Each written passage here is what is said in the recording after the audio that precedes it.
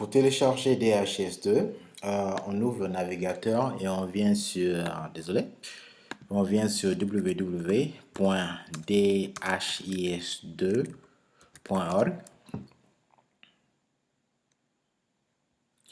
Je vais supprimer ça. Et quand vous êtes sur la page, cliquez sur le bouton Download ici. OK. Et sur la page Download, vous avez ce lien DHS2 Live. Cliquez dessus pour télécharger. C'est un fichier de 111 mégaoctets. Et voilà. Cliquez dessus. Et vous voyez là que le téléchargement commence. Ben, moi, ma connexion est un peu lente ce soir. Donc, vous voyez que ça me dit que ça va prendre 1 heure de temps à peu près. Mais j'ai déjà fait le téléchargement. Donc, je vais arrêter. Mais dans votre cas, laissez le téléchargement continuer jusqu'à la fin. Donc, moi, je vais arrêter. Et je vais aller chercher le fichier sur mon ordinateur. Je viens d'en download sur ma machine. Maintenant, si vous êtes sur Windows, vous avez forcément un dossier qui s'appelle Downloads ou téléchargement. Allez voir dans ce dossier et vous allez voir le téléchargement là-bas. Maintenant, c'est le fichier là qui a été téléchargé, dhs2live.zip. C'est un fichier archivé. Double-cliquez dessus pour décompresser. Voilà, ça commence. Voilà, cela a ouvert pour moi. Et bon, moi j'avais déjà décompressé plusieurs fois, donc vous voyez que j'ai 3 versions ici. Mais ce sera, quand si vous décompressez pour la première fois, ça s'appelait DHS2, DHS Live. Oh, le nom est très difficile à dire. Ok. Donc vous l'ouvrez et voici le contenu. Maintenant, l'installation, vraiment, c'est ça. Il n'y a rien d'autre. Il n'y a rien d'autre. Et aussi, une chose à noter, c'est que vraiment, cette installation qu'on vient de faire, c'est l'installation sur votre machine pour essayer, pour travailler avec DHS2 sur votre machine. Si on faisait une installation sur un serveur, ce serait un peu différent. Ce ne sera pas comme ça qu'on le ferait, mais ce serait pas trop différent. OK? Donc, comme je te dis, l'installation a déjà été faite. Maintenant, pour démarrer DHS2, vous avez 2 options. Si vous êtes sur Windows, vous pouvez directement cliquer sur dhs2live.exe et ça va ouvrir. Ça va faire comme si c'est un fichier exécutable et ça va l'ouvrir sur votre machine. Maintenant, moi, je suis sur Mac, donc ça ne va pas marcher. Mais je vais cliquer sur dhs2live.jar. Ça, c'est un fichier JavaScript. Désolé, un fichier Java. Et là, il faut avoir Java installé sur votre machine pour que ça puisse fonctionner.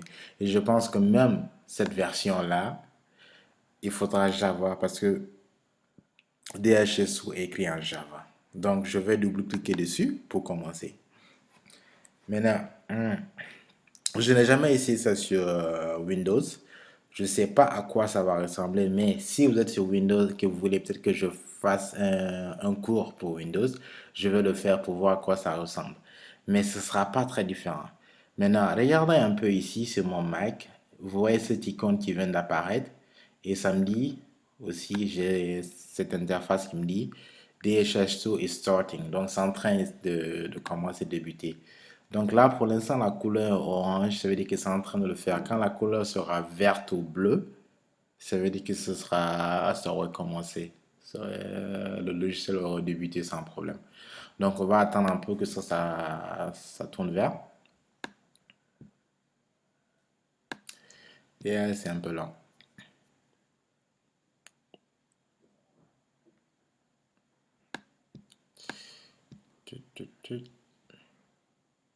Ça prend du temps,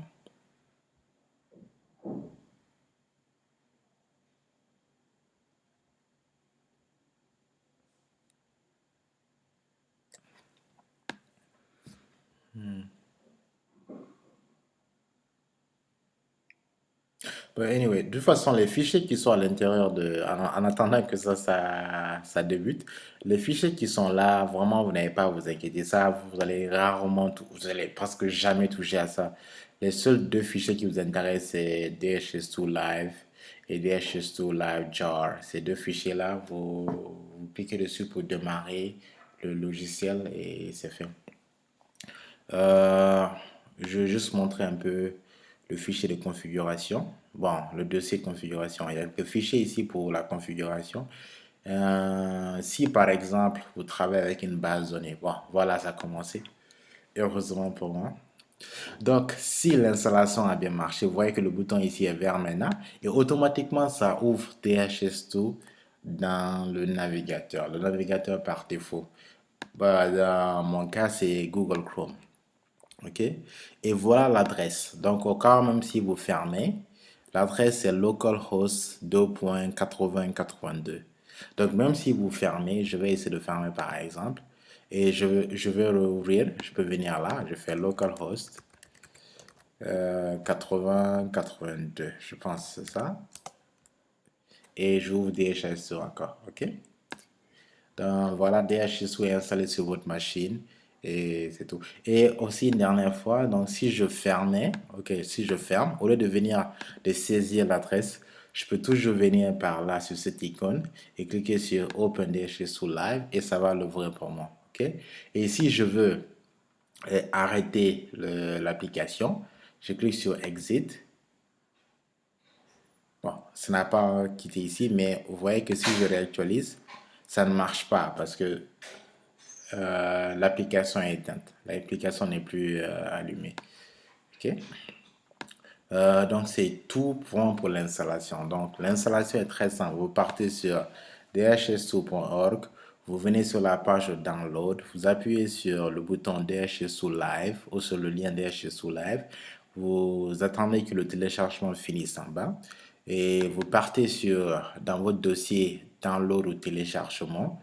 Vous allez voir un fichier qui est archivé et vous décompressez le fichier et vous allez à l'intérieur. Si vous êtes sur Windows, appuyez sur DHIS2 Live exe. Si vous êtes sur Mac, vous appuyez sur DHIS2 Live jar. Mais je pense que aussi le jar aussi va marcher pour Windows aussi. Ok, c'est tout pour l'installation, bon, le téléchargement et l'installation de DHIS2. Si vous avez des questions, n'hésitez pas à me poser des questions. Merci.